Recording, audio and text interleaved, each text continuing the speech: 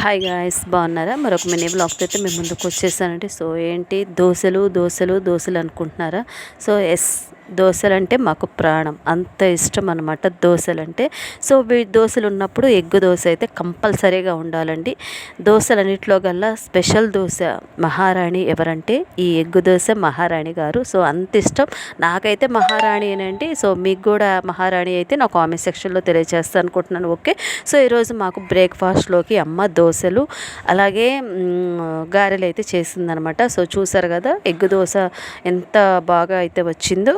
So నాకైతే చాలా ఇష్టం అంటే ప్రాణం అనమాట ఈ ఎగ్ దోశ అయితే. సో వీటితో పాటు గారెలు అయితే చేసింది. గారెలు ఏంటి రౌండ్గా లేవనుకుంటున్నారా? మనకి షేప్ రౌండ్గా వచ్చినాయా వంకటింకరగా వచ్చినాయి వాటితోటి మనకేంటండి మనకి టేస్ట్ బాగుందా లేదా అనేది ముఖ్యం. సో చూసారు కదా. సో వీటితో పాటు పల్లీ చట్నీ అయితే చేసింది. సో కాంబినేషన్ అయితే అద్దరిపోయిందండి. ప్లీజ్ సబ్స్క్రైబ్ చేసుకోండి. ఓకే.